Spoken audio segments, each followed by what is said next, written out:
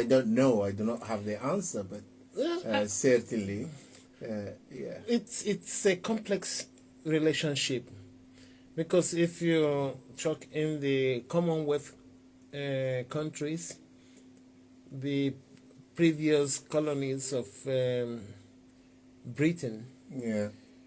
then it's sort of messes things up in a way. I don't know, because we used to have, especially in Nigeria, the Obas, the Ezes. They occupy more or less the position, like the queen, the head of community. They're revered. But since colonization has dispelled all that, Oba now come under the authority of the local government and all this type of thing, which Obas, the Ezes, the chiefs, they were like custodian of culture. People, anything they say, in fact, in some parts of Nigeria, especially in the north, they respect the emir more than the law of the land, more or less. Whatever the emir says, it goes. Well, that is what we used to have. I don't know whether that one brought us unity or division or whatever. I just don't know. But from her throne here, she is revered, respected, and reverenced by Wales, Scotland, Northern Ireland, even Republic of Ireland. So I mean, but if you have such a person enthroned in an African setting, you find out, why should someone from Wales respect the Queen? That is what will be coming up. Oh, let's zone the throne now to Scotland. Let's zone the throne to... Anyway, we'll come to that when we'll talk about democracy in Africa. But I'm just saying, she is like a mother. Everybody looks up to, and rightly so too. Yeah. Earlier on, when I said probably there are lessons to be learned, this is exactly what I mean. I mean, let us, study the whole culture, the behavior of the Queen as a simple head of state. Yeah. Probably she always aspired to represent unity. Yeah. And stayed away from politics. Controversy. She stayed away. These are the lessons. When you transcend your own, this is when early on when you said these chiefs that we have represent in a way the cultural custodians of the culture. But being tribalistic, in a way, it also carries with it this, baggage of the this is me, the tribe. This is me, the best. This is me, the super culture. This is me, not like anyone else. This is the element of it. But somehow, the history has made it that way. Here, the Queen seemed to be able to transcend all this, and instead of representing, instead of that particular culture, now she seemed to have been able to go all over these differences and to make themselves custodial to each other, any other culture in the country. So this is, something to be learned. Mind you, I mean, historically, it's come with a price. Absolutely. I mean, they were Lancaster fighting against York and everything. Genocide, Yeah, so, struggle, Yes, that is the Yeah. result of it. It- But yeah, Yeah, but no it- doubt about it. Yeah, but it came with a price. That's what I mean. You see, because I don't know whether any African country can achieve the same thing without going through battles and wars. Because you have the War of Roses, Yorkshire and Lancashire. You have all this Cromwell and all the kings, and all, before they have the Houses of Commons and all this, the agreement and the Magna Carta and all the rest of it. It's just not, just didn't just appear from nowhere. You know what I mean? No, Yeah. it didn't, because I'm sure there's a lot of, you know. History I don't behind it. expect because any country will have its own historical trajectory. Yeah. No doubt about it. Somehow history, I don't think history is going to repeat itself in a similar way anywhere else. But somehow we ended up with this particular thing, and we're not necessarily going to replicate it anywhere else in Africa, say. No. It's impossible. Because history, but there are lessons Yeah. to be learned, probably very much by the heads of, and the chiefs of the tribes, okay, probably rather than focusing and bringing with us the old sort of downsides to culture and the tribalism. There is a role which we can learn, we can try to adopt. Yes, I may be a custodian of this particular culture or a symbol of it, but there is somewhere, somehow, I should be able to accommodate and try to put myself across in such a way that actually it's not only a matter of me and my tribe. It's all the others, and this is exactly what the Queen was able to reflect when you talk about the differences between countries. Actually, these are countries: yeah. Scotland, England, Wales, and Ireland. These are countries, but somehow under this symbolism, under this sort of invention of creating a constitutional monarchy in the midst of all these differences, for that constitutional monarchy not to exercise power, but again have its own power and symbolism. I know what you mean. Like So- it was sunny. It was sunny Yeah. in South Africa, one of the tiny countries there. That is only where you have absolute power resides with the king there. A young man of maybe 30 marrying about 28 women, and he owns the whole country. It is funny. I think that's what it's called. I think they used to call one name before, then they changed it to it is funny. Is it Lesotho? Look, no, not Lesotho. Anyway, so that is the problem. But they now have a bit of collection of countries called Commonwealth Yeah. that appears to want to duplicate or replicate what the United Kingdom has. Most of them possibly still have the Queen as their head of state. Does that make any meaning these days again? If you remember, Viability of is it what it really means, Commonwealth. Well, let us put it that way. The Queen, Queen Elizabeth II, played a major role in conserving and keeping the Commonwealth together.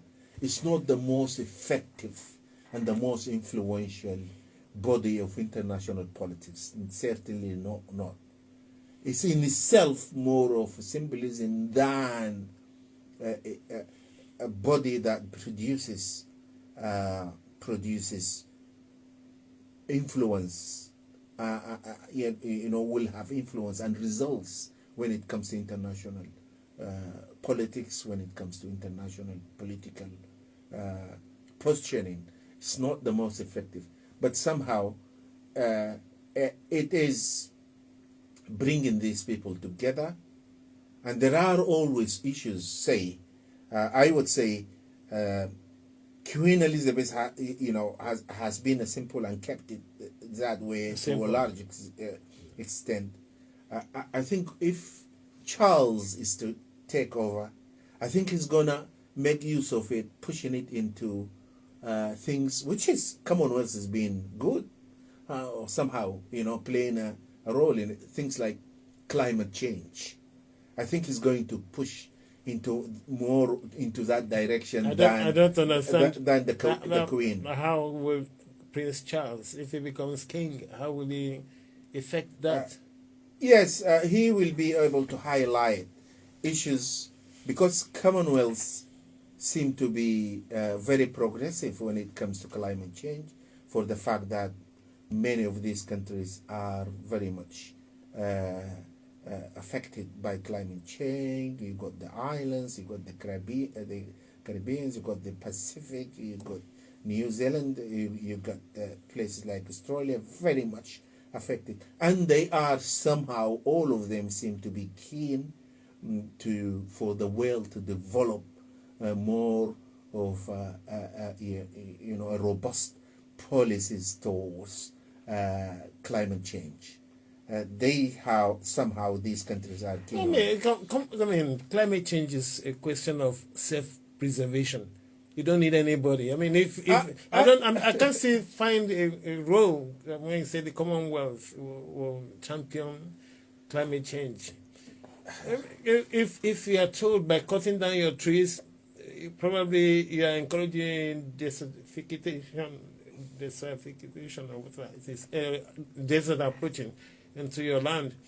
It is for your own good. You don't need King Charles or Prince Charles or the Queen to tell you that. No. Don't oversimplify it. No. Climate change is all about. Let's not talk climate change. No. Just let me, because I don't want any sort of misinformation. Yeah. The main thing is how to reduce, because it can contradict development and economic growth. If you want more economic growth, probably that is going to be at expense. And you want to link that to the Prince so Charles. How can we try to encourage the world, the industry, consumption pattern, trade itself in a way that will make us produce more, but with less carbon, with less carbon. This is what it's all about, and it's tricky. Countries like America are not happy with it completely. Maybe John Biden now is more into it, but we have example of someone like Trump who is against it. So there is China with its size. To what extent they can play a role in order to bring down, production of carbon and lead. So it's very important. Somehow, Commonwealth is not going to be as effective as the G20 in this, but it's got a role to push the agenda. That's it. And I think Charles will be more active at this than the Queen.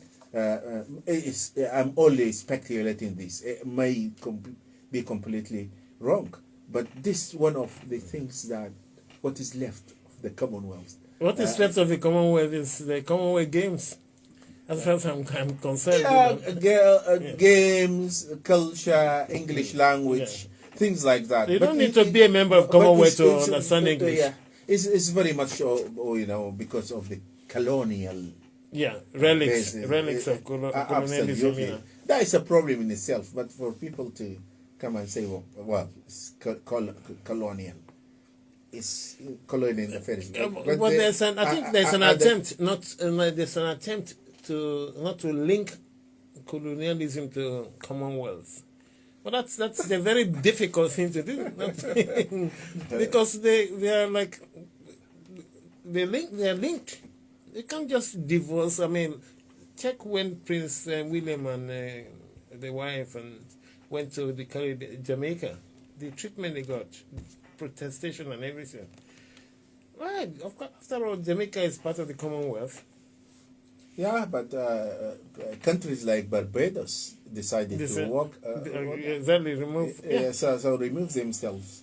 But no, they've not removed themselves. They just remove the Queen as. Remove themselves away from the Commonwealth. No, they are not. They are still part of Commonwealth. Well, the Queen is not the head of It's state. not the head of it. It's more of symbolism. Nigeria is a Commonwealth, but the Queen is not the head exactly. of it. Yeah. Yeah. Anyway, she cannot compete with Muhammadu Buhari. No, I mean talking about Muhammadu Buhari. I said this because you said according to Nigerian constitution, the president is like God. That is why I'm saying. So she cannot compete with God. No. I mean, exactly, demigod. Okay, let's just go into this other section of discussion. This democracy. I've been asking myself since this Partygate and people breaking laws and everything, is majority in parliament by one party, is it antithesis of democracy? Is it the opposite?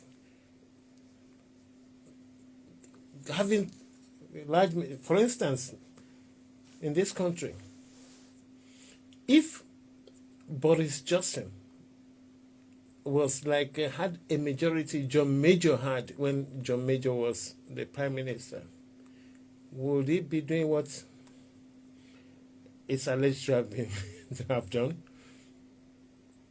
Because he will know that the majority in the House of Parliament is precarious. So that will put him on a straight path all the time, watching his back, because the long nights are out all the time. But if you have majority of over 80-something members of Parliament, and when you do step out of line as the Prime Minister, we whip people into line. Say, you've got to vote this way, do that. Is that antithesis of democracy? Because if you check, the same thing happened during Hitler as well. Hitler was brought up by a democratic process. But because of this large majority, the same thing going to Africa, possibly in Cameroon, in Nigeria, in parliament, the ruling party had majority. So anything the president said is like, how high do I have to jump? Just tell me. We'll jump. So, is it actually against democracy? Does democracy actually work in that sense? I think there are two things here. Three things, actually. It depends on how you look at the glass, half full, half. No, nobody here is going to say that democracy is the flawless, the idealistic sort of human invention that have no drawbacks, and it's the, no, it's like any human setup has its own, cons and pros. Yeah, as like anything else with humans. So, but the way looking at this, CY, yes, Boris Johnson may have a majority that allow him to manipulate, to play around. But this is not the final say of democracy. What actually your question is all about, whether within the framework of the democracies or the institutions of democracy, do we have enough checks and balances, or the fact that party system itself work in a way that make the checks and balances that has been set, as in the constitution, weaker, because you have the majority, you can go around all this. But the final say of democracy is there to be exercised, because if you manipulate, if you do this during your term, if you abuse your majority, then there will come the ultimate accountability of democracy itself. Vote an election. People will penalize you. And this is why these number of MPs have been saying, no, this is not right, I shouldn't be doing this is wrong, I'm not saying this. Because they know in their own constituencies, if this carries on, people will punish their party.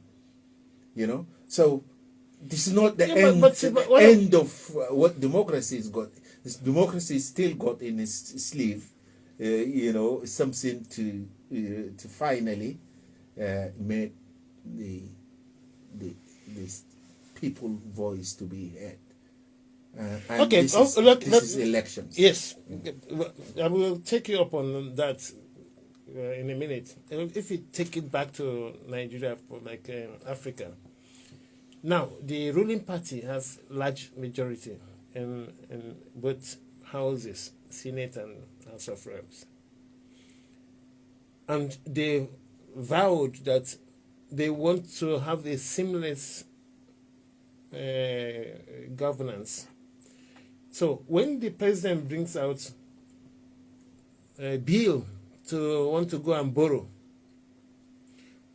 they appear not to look into why the country is borrowing so much money and why the servicing level, you are servicing debt with 93 or 90% of your revenue.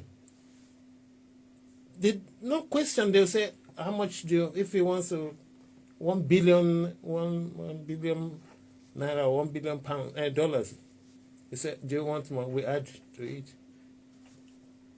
It's because of democracy, they have majority. If for instance, here, they have, what do you call it, not first past the post, they have representative democracy. I mean, they're all representative anyway. Like what I mean, single transferable voting system, where one constituency you can have about 3 MPs coming from there. It might check these excesses of either leaders. But in this country, proportional representation, that's the phrase I'm trying to bring out. So it will check this so-called large majority. Because if, as a prime minister, if I have so-called large this thing, what I will do, and what appears to being done, is have your henchmen. If you put a foot wrong, they can defend you to their heels. Even if it is apparent that you've made a mistake. This is he's apologized or he's done this. I'm not referring to Boris Johnson per se, but I'm just giving an example using that whatever he has done during COVID. It's because he has a large majority, and it doesn't go well for governance. When you say, okay, after 4 years, 4 years is a long time. 4 years, anything could happen. Yeah, but this is a rule of the game. I mean, This is a rule of game. We've already in advance have the rule of the game in place. Yeah. But I think from what you're saying now, the danger is now you seem to be comparing apples to onions, by bringing these two examples from two different culture, two different institutions, two different, mentality, two different. Because when earlier I said those people who are saying no to what is from his own party, yeah. when earlier I said that They'll get punished when they get back to their constituency. so constituents, this is another layer. So the public opinion As demonstrated, we have, during the local public government. opinion, interest group, Yeah. a lot of things like that. So layers and layers of democracy. You're not talking about, putting your vote inside that ballot box and then go away. It's still functioning and at many layers and quite complicated. But when you look, and I said, I don't want to compare onions with apples, but when you go there, in the midst of the inefficiency of constitution, the lack of mentality, tribalism, corruption, weak institutions, weak judiciary, media not interested very much, public opinion not influential, not being taken into consideration by the rules. When you put all this together, and probably more than this, you will see why democracy is just being judged on vote and non-vote, rather than institution, rather than layers of accountability that is possible. So difficult to compare, but the process seems to be the same, because people go on to vote election, and when you have proportional representation, the only drawback with that is you don't have a stable government, because you're always making deals with a minority party in parliament and blah blah, and they might decide at any time to withdraw their support. You go for another election again, just like what is happening in Israel. So that is just a drawback. If not, that is more representative of democracy, if you know what I mean. Because you don't enjoy outrageous majority. This first past the post system. Anyway, what do we know? We'll just take a short break now, and when we come back, we'll focus on Nigeria. Stay tuned.